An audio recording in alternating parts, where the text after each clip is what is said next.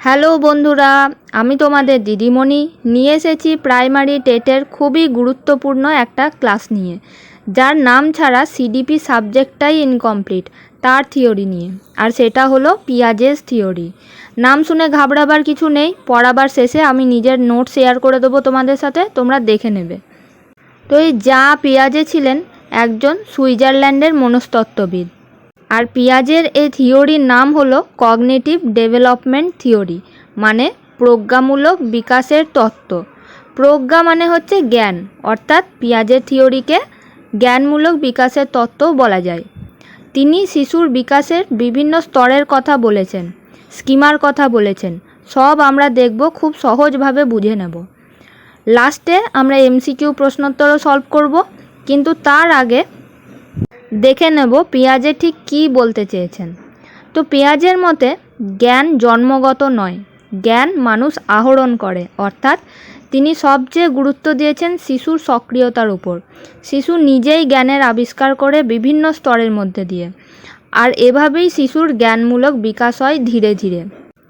যেহেতু পিয়াজে শিশুর জ্ঞানমূলক বিকাশের ওপর গবেষণা করেছিলেন, তাই তাকে জেনেরিক এপিস্টোমোলজিস্ট বলা হয়। এটা কোশ্চেন আসতে পারে, ধর 4টে অপশান দিল, দিয়ে কোশ্চেন এলো যে নিচের কোন ব্যক্তি জেনেরিক এপিস্টোমোলজিস্ট? তো উত্তর হবে পিয়াজে। এই এপিস্টোমোলজি মানে হলো জ্ঞানের তত্ত্ব। যেহেতু পিয়াজে জ্ঞানমূলক বিকাশের কথা বলেন, ওই জন্য ওনাকে জেনেরিক এপিস্টোমোলজিস্ট বলা হয়। এছাড়াও পিয়াজেকে অনেক সময় ফাদার অফ চাইল্ড সাইকোলজিও বলা হয়, মানে শিশু মনস্তত্ত্বের জনক। এই দুটো পয়েন্ট মনে রাখবে, এমসিকিউ এর জন্য ইম্পর্টেন্ট। পিয়াজের মতে শিশুর জ্ঞানের বিকাশের 4টে স্তর আছে। প্রত্যেকটা স্তরই তার আগের স্তরের উপর নির্ভরশীল। যেমন এই বিকাশের সূচনা হয় একদম ছোট বয়সে, স্পর্শ করা, আঙুল চোষা, হাত মুঠো করে ধরা, এসব দিয়ে। দেখবে ছোট বয়সে শিশুরা আস্তে আস্তে দাঁড়াতে শিখছে, এই দাঁড়াবার স্কিলটাই তারপরে হাঁটার কাজে লাগছে, তাই না? এই জন্যই বলছে যে প্রত্যেক স্তরের বিকাশ তার আগের স্তরের ওপর নির্ভরশীল। তারপর শিশু যখন আস্তে আস্তে বড় হয়, তখন চিন্তা শক্তি, কল্পনা শক্তির বিকাশ হয়। তারপরে এইসব বিকাশের মাধ্যমে শিশু পরিণত বয়সে পৌঁছায়। মানে থ্রু আউট দ্য লাইফ একটা মানুষের জ্ঞানমূলক বিকাশ ঘটে। তো এই স্তরগুলির ব্যাখ্যা করতে গিয়ে তিনি মানে পিয়াজে এই স্তরগুলির ব্যাখ্যা করতে গিয়ে পিয়াজে কিছু জিনিসের ধারণা দেন। যেমন প্রথমে হচ্ছে স্কিমা। স্কিমা থেকে প্রায় প্রত্যেক বছরই কোশ্চেন আসে, স্কিমা খুবই ইম্পর্টেন্ট। তো এই স্কিমা কি? স্কিমা হলো কোনো মুহূর্তে অর্জিত তথ্যসমূহের একক সংগঠন। পর মুহূর্তে শিশু যখন নতুন তথ্য আয়ত্ত করে, তার স্কিমা সম্প্রসারিত হতে থাকে। সহজ ভাষায় স্কিমা হলো জ্ঞানের একক। মানে ধরো আজ তুমি একটা সাইকেলকে ব্যালেন্স করা শিখলে, তারপর সেটা ভালোভাবে চালাতে শিখলে, ভবিষ্যতে তুমি সহজেই বাইক বা স্কুটি চালাতে শিখে গেলে। কারণ কি? তুমি সাইকেল চালানো, তাকে ব্যালেন্স করা আগেই শিখে গেছো। ওই জন্যই স্কুটি বা বাইক চালানো তোমার পক্ষে খুবই ইজি হয়ে গেল। কারণ ওই যে ব্যালেন্স করার যে স্কিমা, যেটা তুমি সাইকেল চালাতে গিয়ে শিখে নিয়েছো, সেটাই তোমার স্কুটি বা বাইক চালানোর কাজে লেগে গেল। অর্থাৎ জ্ঞান তুমি আগেই লাভ করেছো। তাহলে স্কিমা হলো সিম্পলি জ্ঞান, যার সাহায্যে তুমি ভবিষ্যতের কাজ সহজেই করতে পারো। তাই জন্যই পরের লাইনে বলেছে স্কিমা সম্প্রসারিত হতে থাকে। ওই যে প্রথমে সাইকেল, তারপর বাইক শিখলে, এটা কি হলো? তোমার জ্ঞান বাড়লো। আর এই জ্ঞানের সম্প্রসারণ সারা জীবন চলতে থাকে, কারণ সারা জীবনই প্রতিনিয়তই তুমি নতুন কিছু শিখছো, তাই না? তাহলে স্কিমা বোঝা গেল। এবার দেখো, এই যে স্কিমার সম্প্রসারণ, এটা একটা অভিযোজন প্রক্রিয়া। অভিযোজন মানে হলো নতুন কিছু শেখা, চেঞ্জিং সিচুয়েশনে নিজেকে সেই সিচুয়েশনের সাথে মানিয়ে নেওয়া, এটাই হলো অভিযোজন। তোমার সাইকেল চালানোর দরকার পড়ছে, তুমি সাইকেল চালানো শিখে নিলে, তার মানে পরিবেশের সাথে মানিয়ে নিলে। আবার তোমাকে অনেক দূরে কোথাও যেতে হচ্ছে, তুমি বাইক চালানো শিখে নিলে। তো যেমন সিচুয়েশন, সেই অনুযায়ী তুমি নতুন কিছু শিখছো। অর্থাৎ স্কিমার সম্প্রসারণ হচ্ছে আর তুমি অভিযোজন করছো। তাহলে স্কিমার সম্প্রসারণ হয় অভিযোজন বা অ্যাডাপ্টেশনের মাধ্যমে। আর এই যে অভিযোজন হয় তা দুভাবে হয়। একটা হলো অ্যাসিমিলেশন মানে আত্তীকরণ, আরেকটা হলো অ্যাকোমোডেশন মানে সংযোজন। অ্যাসিমিলেশন মানে হলো নতুন কিছু শেখা। সিম্পলি মনে রাখবে অ্যাসিমিলেশন মানে অ্যাডিশন, তুমি নতুন জিনিস নিজের মাথায় জুড়তেই থাকবে, সেটা হচ্ছে অ্যাসিমিলেশন। আর অ্যাকোমোডেশন হলো যা তুমি অ্যাসিমিলেট করলে সেগুলোকে নিজের মতো করে বোঝা। উদাহরণ একটা দিই, আমরা যখন দেখবে 7-8 ইতিহাস পড়তাম, মুঘল সাম্রাজ্যর কথা পড়তাম, শুধুই ভুলে যেতাম যে কে কার ছেলে, কে কার বাবা, তাই না? তো এই যে বাবরের ছেলে হুমায়ুনের ছেলে আকবর, এগুলো তুমি নতুন শিখছো, তার মানে কি এগুলো তুমি অ্যাসিমিলেট করছো, একটার পর একটা নিজের মাথায় ঢোকাচ্ছ, তাহলে এটা হচ্ছে অ্যাসিমিলেশন বা আত্মীকরণ। কিন্তু তুমি এই যে মনে রাখতে পারছো না, মনে রাখার জন্য নানা রকম তুমি নিউমোনিক্স ইউজ করছো, যেটাকে আমরা সাধারণ ভাষায় ট্রিক বলি, কোনো ছড়া করে নিচ্ছ, তো এগুলো হচ্ছে আত্মীকরণ। যেমন ধরো এই যে বাবর হুমায়ুনের ক্ষেত্রেই অনেকেই হয়তো ছড়াটা জানবে, বাবার হলো আবার জ্বর, সারিল ঔষধে। বাবার মানে বাবর, হলো থেকে হুমায়ুন, আবার মানে আকবর, জ্বর মানে জাহাঙ্গীর, সারিল মানে শাহজাহান, আর ঔষধে মানে ঔরঙ্গজেব। তো এই যে নিজের মতো করে তুমি বানিয়ে নিলে, এটাই হলো অ্যাকোমোডেশন, মানে মডিফাই করলে ব্যাপারটাকে, এটাকেই বলছে অ্যাকোমোডেশন বা সংযোজন। তাহলে কি হলো, আমার সাথে সাথে বলো, অ্যাসিমিলেশন মানে নতুন শেখা, আর অ্যাকোমোডেশন মানে মডিফাই করা। অ্যাসিমিলেশন মানে নতুন শেখা, আর অ্যাকোমোডেশন মানে মডিফাই করা। তো এই হলো জ্ঞানের ধারণা। এবার দেখব পিঁয়াজে যে 4টে স্তরের কথা বলেছেন সেটা সম্পর্কে। পিঁয়াজের মতে শিশুদের মধ্যে জ্ঞানের বিকাশ 4টে স্তরে হয়। প্রথম স্তর হলো সংবেদন সঞ্চালনমূলক স্তর, অর্থাৎ সেন্সরি মোটর স্টেজ। এর অবধি হচ্ছে জন্ম থেকে 2 বছর পর্যন্ত। এই বয়সকালটা কিন্তু সব স্তরের মনে রাখতে হবে, এইখান থেকে কোশ্চেন আসেই। তাহলে এই স্তরের বৈশিষ্ট্যগুলো কি কি? এই স্তরে শিশু দেহ সঞ্চালন, ইন্দ্রিয়ের ব্যবহার এসব করে পরিবেশের সঙ্গে প্রতিক্রিয়া করে, যার ফলে জ্ঞানের বিকাশ ঘটে। এই স্তরে আত্মকেন্দ্রিকতা দেখা যায়, অর্থাৎ শিশু নিজের জগতেই বাস করে, নিজেকে নিয়েই সে ব্যস্ত থাকে। তাহলে যদি প্রশ্ন আসে আত্মকেন্দ্রিকতা কোন স্তরে দেখা যায়, উত্তর হবে সংবেদন সঞ্চালন স্তরে। এরপর হলো প্রাক সক্রিয়তার স্তর, প্রি অপারেশনাল স্টেজ। এর অবধি হলো 2 বছর থেকে 7 বছর বয়স। এর বৈশিষ্ট্য হলো সর্বপ্রাণবাদ, মানে এই বয়সের বাচ্চারা মনে করে সব জিনিসেই বোধহয় প্রাণ আছে, জড়বস্তু সম্পর্কে এদের কোনো ধারণা নেই, ওরা ভাবে সব জিনিসেই প্রাণ আছে। যেমন অনেকে মেঝেতে পড়ে যায়, দিয়ে মেঝেটাকে মারে, তাই না? ওরা ভাবে মেঝেটা আমাকে মারলো, মেঝেটা ব্যথা দিল, ওরা ভাবে মেঝেটার মধ্যেও প্রাণ আছে, তাই জন্য মেঝেটার ওপর রাগ দেখায়। তো এই যে সর্বপ্রাণবাদ, এটা কোন স্তরে? প্রাক সক্রিয়তা স্তরে। তারপরে কৃত্রিমতা দেখা যায়, তার মানে শিশুরা মনে করে সব কিছুই বোধহয় মানুষের সৃষ্টি, যেমন চাঁদ সূর্য, ওরা ভাবে সবই বোধহয় মানুষই বানিয়েছে, এটাকেই বলে কৃত্রিমতা। তার পরের বৈশিষ্ট্য হলো বাস্তববাদ, মানে রিয়ালিজম, অর্থাৎ শিশুরা এই স্তরে ধীরে ধীরে জগতের অস্তিত্ব বুঝতে শেখে, যেমন বহির্জগৎ অন্তর্জগতের ধারণা আসে। তো এইসব এই যে টার্মগুলো আছে বহির্জগৎ অন্তর্জগৎ, এগুলো কিন্তু মনে রাখতে হবে, এই থেকেই প্রশ্ন আসে।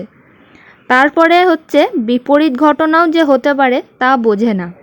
যেমন ধরো তারা হয়তো শিখেছে 2 + 2 4 হয়, কিন্তু এটা বুঝতে পারবে না যে 4 - 2 = 2 হয়। তো বোঝা গেল, এই পয়েন্টগুলো তোমরা মনে রাখবে। তার পরের স্তর হলো মূর্ত সক্রিয়তার স্তর, অর্থাৎ কংক্রিট অপারেশনাল স্টেজ। এর অবধি হলো 7 থেকে 11 বছর বয়স। একে অনেক সময় শুধু সক্রিয়তামূলক স্তরও বলে বা অপারেশনাল স্টেজও বলে, তো এগুলো মনে রাখবে যেন, তখন আবার কনফিউজড হয়ে যেও না। তো একে সক্রিয়তামূলক স্তর এই জন্যই বলে যে এই স্টেজেই প্রকৃত মানসিক সক্রিয়তা দেখা যায়।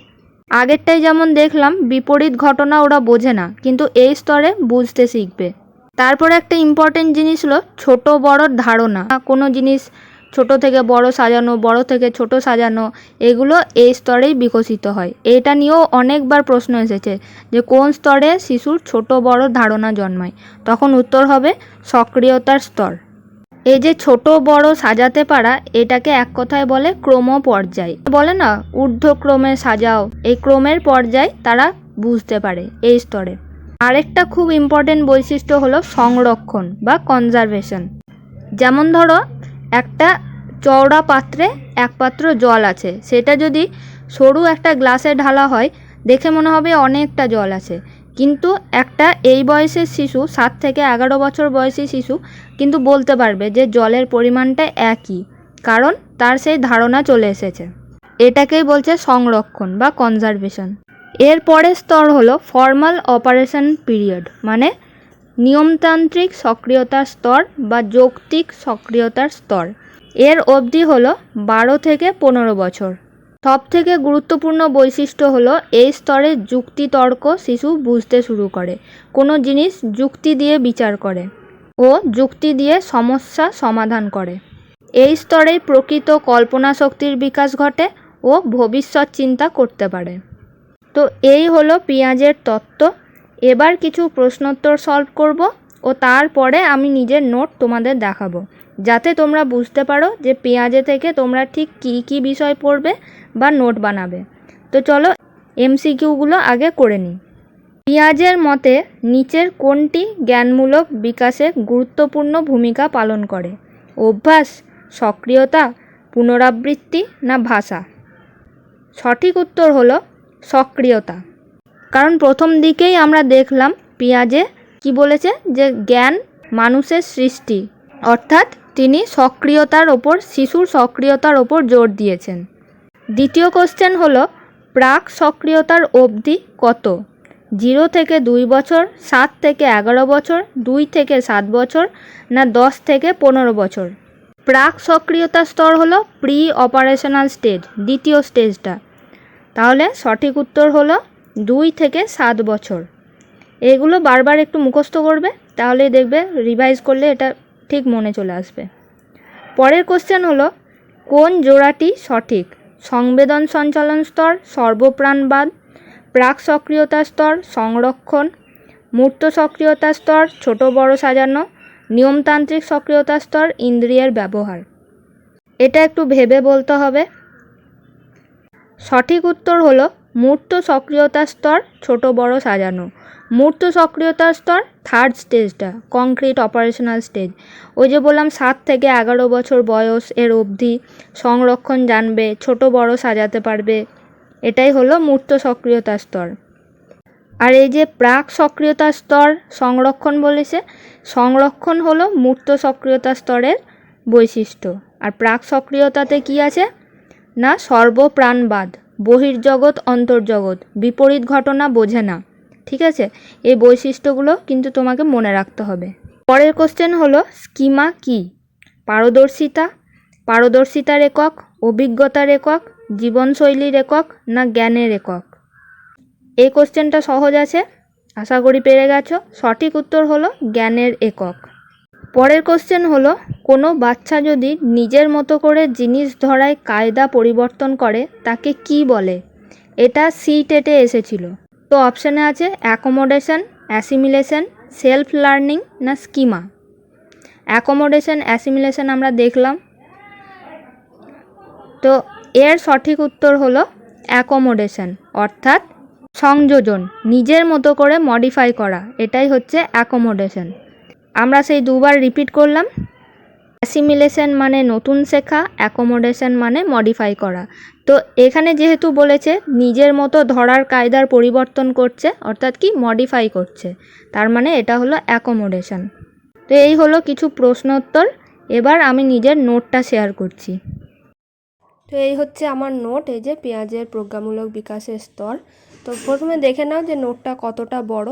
এই যে 1 পাতা আর এইটুকু, মানে মোটামুটি 1 পাতাই ধরে নাও, আমি ফাঁকা ফাঁকা করে লিখেছি তাই। তো এত ইম্পর্ট্যান্ট একটা থিওরি, আর এদিকে শুধুমাত্র 1 পাতাতেই ধরে গেছে, তাই ভয় পাওয়ার কিছু নেই, ওই জন্য আমি বললাম। তো এখানে মেন পয়েন্টগুলো আমি লিখে রেখেছি। জেনেটিক এপিস্টোমোলজি, জ্ঞান জন্মগত নয়, জ্ঞান মানুষ আহরণ করে, অর্থাৎ পেঁয়াজে সক্রিয়তার ওপর জোর দিয়েছে, এটাই। তারপরে এই যে কিছু বৈশিষ্ট্য দিয়েছি, যদিও এটা ইম্পর্ট্যান্ট নয়।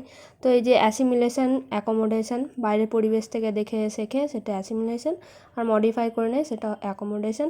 তারপরে 4টে স্তরগুলো সব লিখেছি।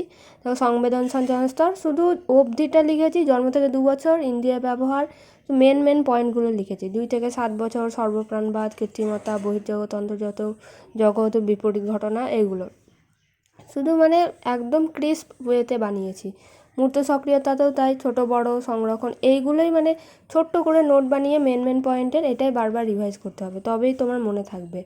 এটাও তাই, নিয়মতান্ত্রিক সক্রিয়তার স্তর, যুক্তির ওপর খুবই গুরুত্ব দেওয়া হয়েছে এই স্তরে। আর এই যে বিমূর্ত মানে হচ্ছে যা দেখা যায় না, অর্থাৎ কল্পনা করতে পারে। আর নিচে আছে স্কিমা তো বললাম জ্ঞানের ইউনিট। তো তোমরা এইভাবে বুঝে নেবে আর মেন জিনিসগুলোর নোট বানাবে। সমস্ত যা 15-20 মিনিটের ভিডিওতে যা যতটা বলছি অতটা বড় মানে ভিডিও বানাবার দরকার নেই, নোট বানানোর দরকার নেই। শুধু মেন পয়েন্টগুলো নোট বানিয়ে তারপরে ছেড়ে দেবে। আর তারপরে এই যে কোহলবার্গের নৈতিক বিকাশের তত্ত্ব, এটা আমরা পরের দিন পড়ব। তো আশা করি ভিডিওটা ভালো লেগেছে। দেখা হচ্ছে নেক্সট ভিডিওতে।